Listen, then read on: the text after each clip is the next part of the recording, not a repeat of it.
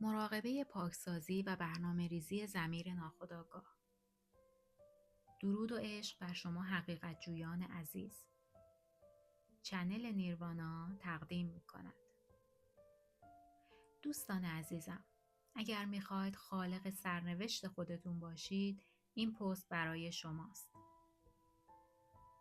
در این پست میخوایم با هم یک مراقبه بی‌نظیر رو برای پاکسازی و برنامه‌ریزی ضمیر ناخودآگاهمون انجام بدیم. پاکسازی ضمیر ناخودآگاهمون از دیتاهایی که باعث شده زندگی بر وفق مرادمون پیش نره.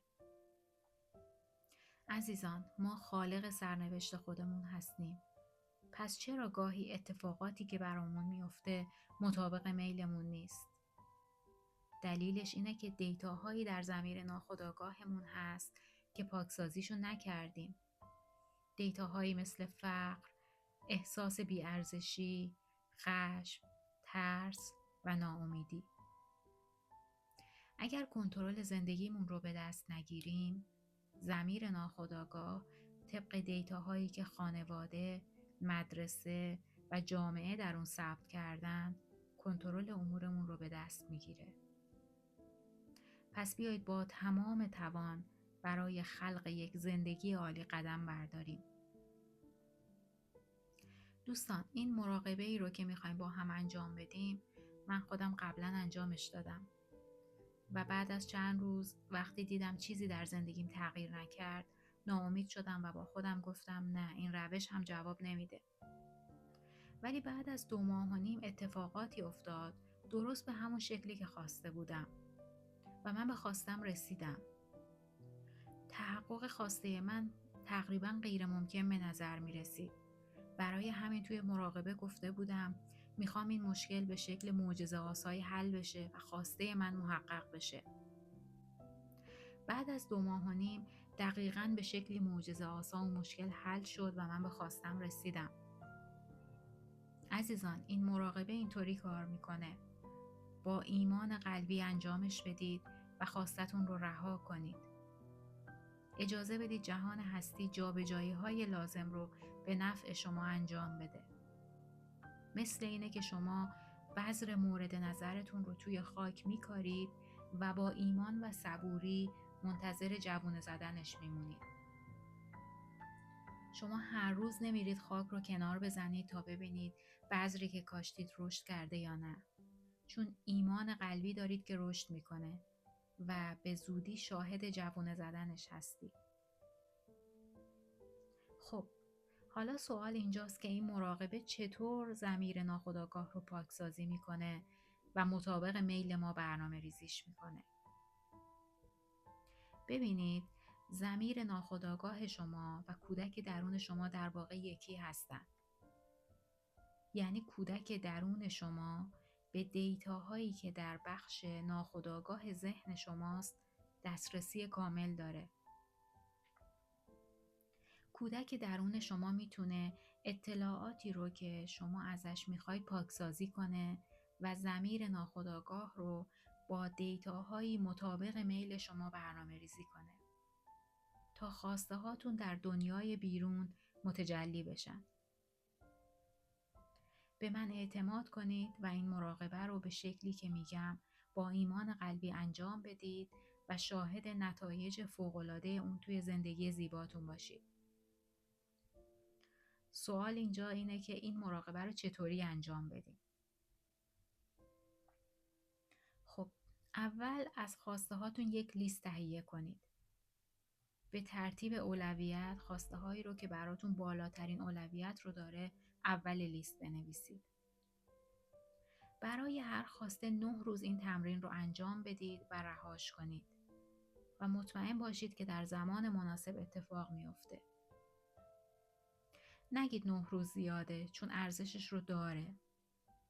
هر بخشی از ضمیر ناخودآگاه شما وقتی پاکسازی میشه، خواسته هاتون دونه به دونه محقق میشن و شما بعدش انگیزه بیشتری پیدا میکنید برای اینکه ادامه بدید. خواسته من بعد از 2.5 ماه تحقق پیدا کرد.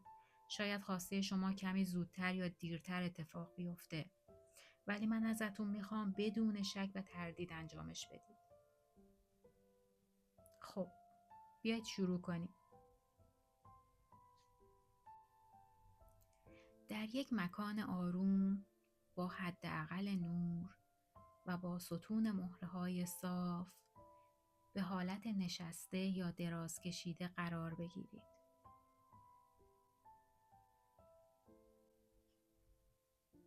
چشمان زیباتون رو ببندید.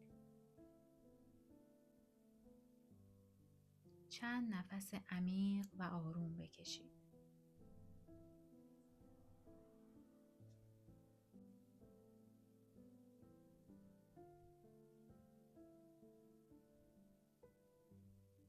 لحظه به لحظه از نفسهاتون آگاه بشید.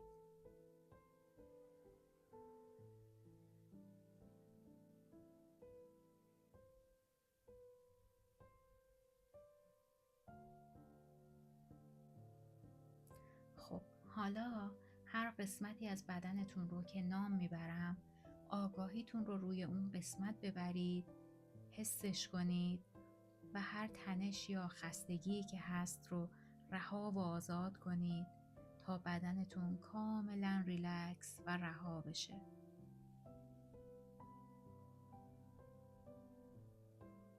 انگشتان پاها،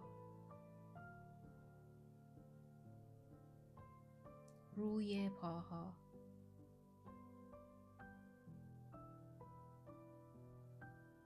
کف هر دو پا، ساق هر دو پا،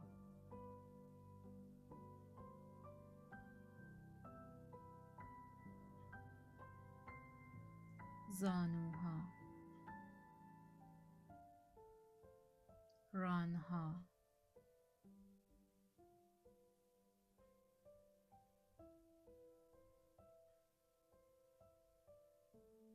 ناحیه لگن،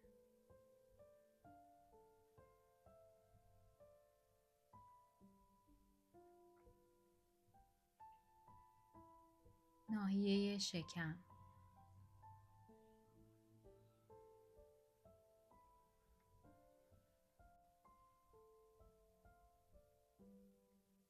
پشت کمر،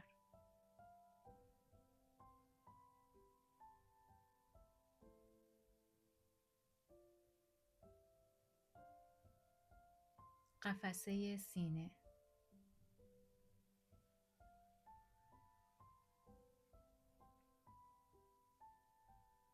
شانه ها،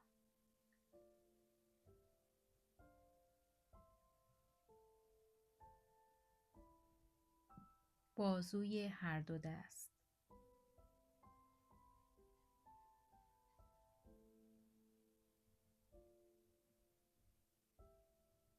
آرنج ها،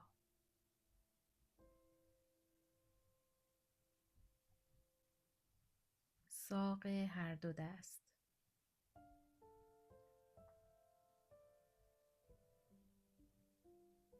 کف هر دو دست،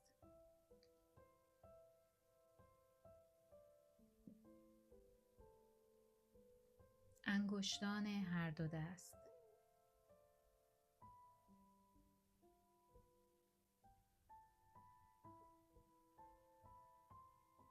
گردن،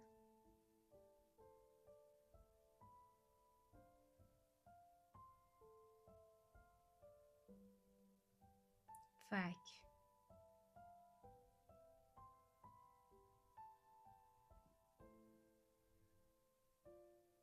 لبها،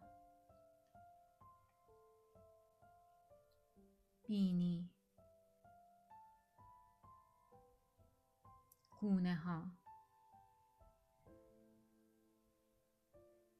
چشم ها،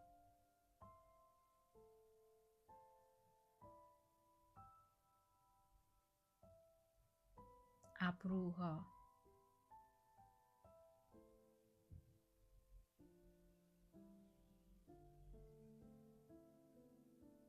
پیشانی،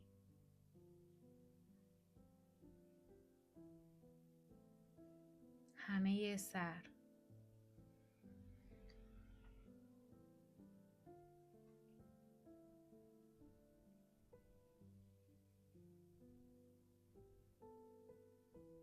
پشت گردن،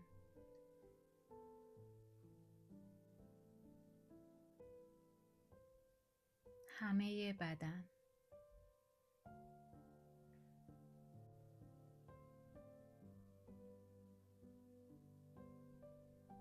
همه بدنتون رو حس کنید و اجازه بدید کاملا شل، ریلکس و رها بشه.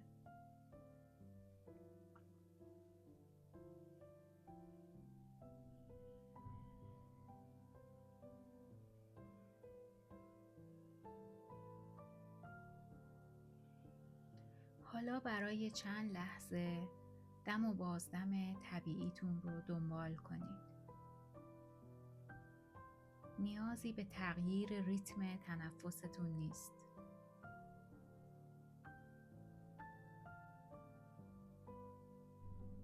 آگاهی شما با هر دم همراه مولکول‌های هوا وارد بینیتون میشه و با هر بازدم از بینیتون خارج میشه.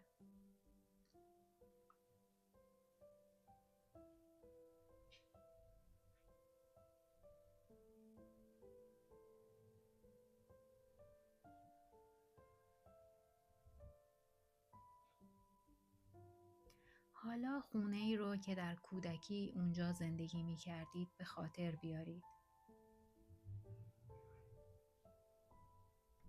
حدود 4 تا 6 سالگی کجا زندگی می کردید؟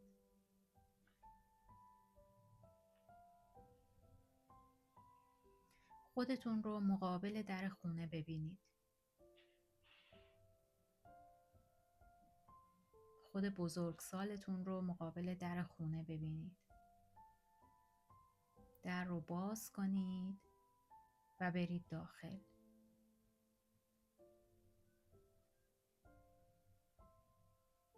نگاهی به اطرافتون بندازید. چی میبینید؟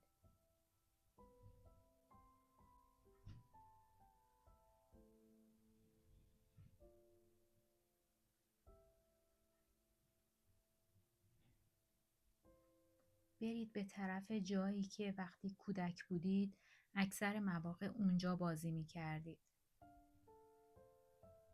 ممکنه حیاط خونه یا یک اتاق باشه.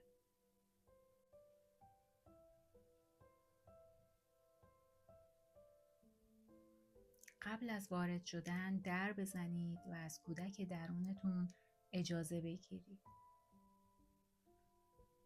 بگید اجازه میدی بیام داخل عزیزم؟ میخوام باهات صحبت کنم.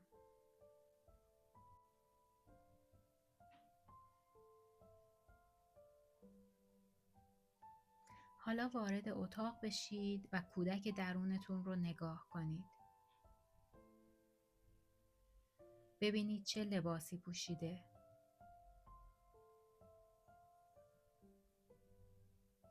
موهاش چه شکلیه؟ صورت زیباش رو نگاه کنید.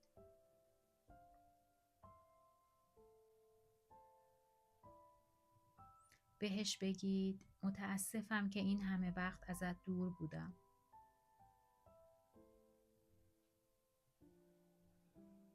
متاسفم که تنهات گذاشتم. لطفاً منو ببخش. دوستت دارم و ممنونم که بخشی از من هستی.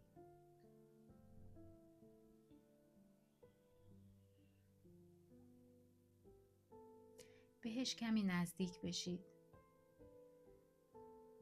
ازش اجازه بگیرید تا موهاش رو نوازش کنید.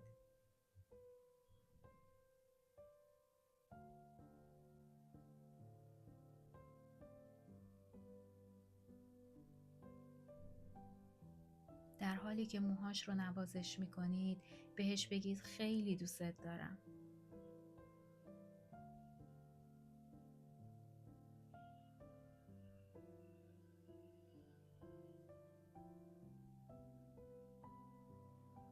بگید اومدم تا گذشته ها رو جبران کنم. ممنونم که بخشی از من هستی.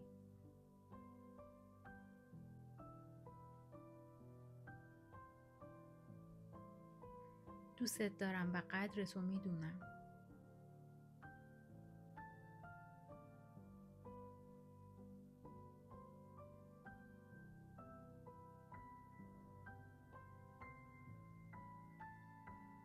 ازش اجازه بگیرید و بغلش کنید.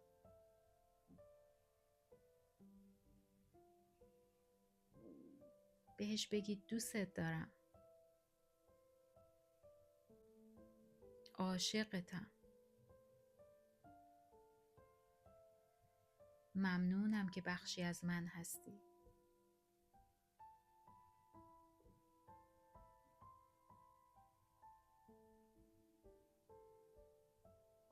من سکوت میکنم تا شما با کودک درونتون بیشتر ارتباط برقرار کنید.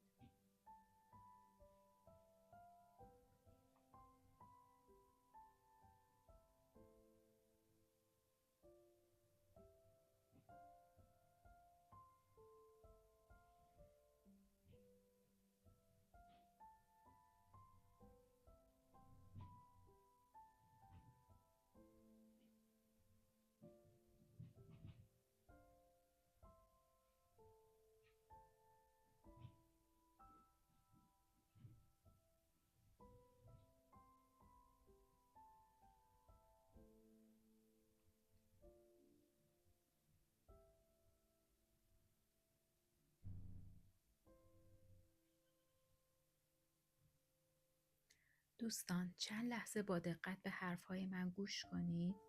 بعد من سکوت میکنم تا شما به این شکلی که میگم تمرین رو ادامه بدید. وقتشه که مشکلتون رو به کودک درونتون بگید. مثلا اگر مشکل مالی دارید میتونید بگید من فلان مشکل مالی رو دارم. اوضاع مالیم اونطوری که میخوام پیش نمیره. مثلا میتونید بگید قسط وامم عقب افتاده. یا هر چیز دیگه، هر مشکلی که دارید رو برای کودک توصیف کنید. به کودک میگید من میدونم که ریشه این مشکل در دیتاها و خاطراتی هست که در ضمیر ناخودآگاه من ذخیره شده. ازت خواهش میکنم که اون دیتاها رو پاکسازی کنی، چون نگه داشتنشون به نفع امنیت و آرامش من نیست. دیتاهایی از جنس فقر، بدهکاری، مشکلات مالی و کمبود پول. بهش میگید این مشکل حال منو بد میکنه، آزارم میده، امنیت و آرامشم رو میگیره. ازت درخواست میکنم هر دیتا و خاطراتی که ریشه این مشکل هست رو پاکسازی کنی تا من و تو با هم در رفاه مالی، آرامش و امنیت زندگی کنیم. حالا من سکوت میکنم تا شما به همین شکلی که گفتم با کودک درونتون حرف بزنید. پس اول مشکلتون رو توصیف کنید، بهش توضیح بدید که چه مشکلی دارید و بهش بگید من میدونم که ریشه این مشکل در دیتاها و خاطراتی هست که توی ضمیر ناخودآگاه من ذخیره شده و ازش خواهش کنید که اون دیتاها رو پاکسازی کنه، چون نگه داشتنشون دیگه به نفع امنیت و آرامش شما نیست.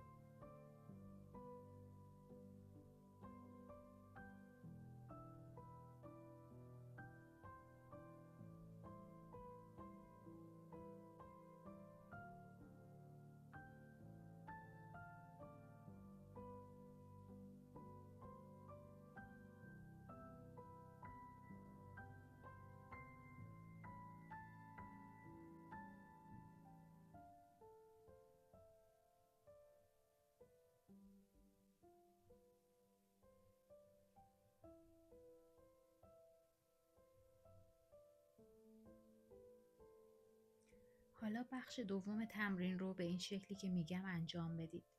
اگر توی بخش اول مشکل مالی رو مطرح کردید، بهش میگید من خودم رو لایق ثروت و رفاه مالی میدونم.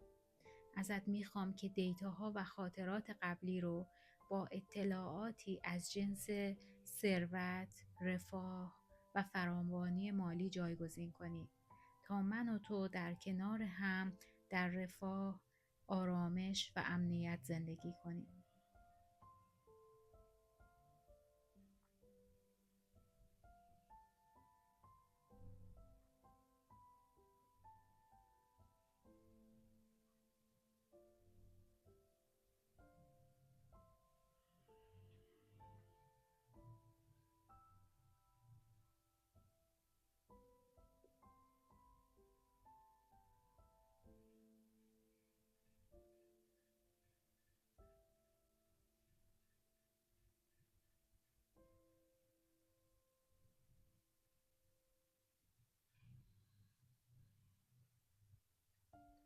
در پایان دوباره به کودک بگید متاسفم که ازت دور بودم. لطفاً منو ببخش. خیلی دوستت دارم. ممنونم که بخشی از من هستی.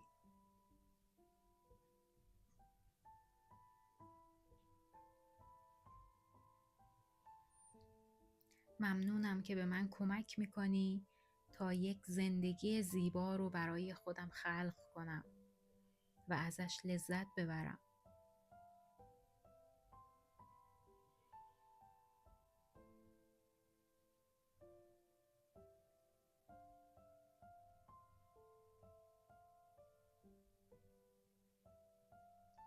ازش اجازه بگیرید و بغلش کنید.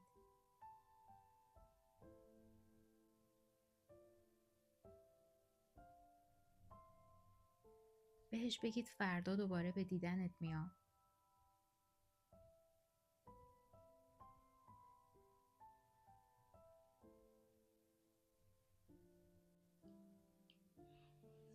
از کودک بپرسید دوست داره فردا چه چیزی براش بیارید. ممکنه ازتون بخواد براش خوراکی، کتاب، اسباب بازی یا هر چیز دیگه بیارید.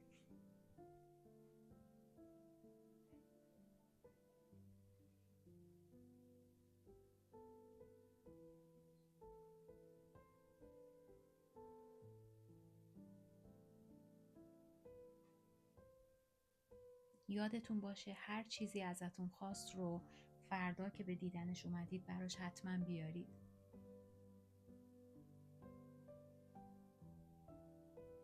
کودک رو ببوسید، ازش خداحافظی کنید و بهش بگید دوستت دارم.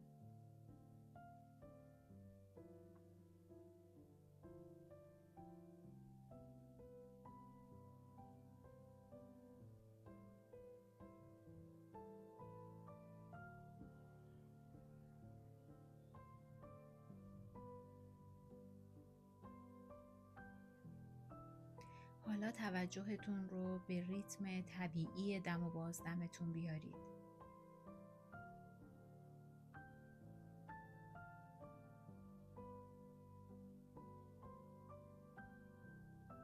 آگاهیتون رو به بدنتون بیارید.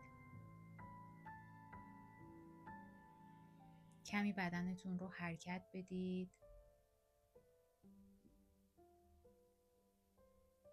و هر زمان که آماده بودید چشمان زیباتون رو باز کنید و لبخند بزنید.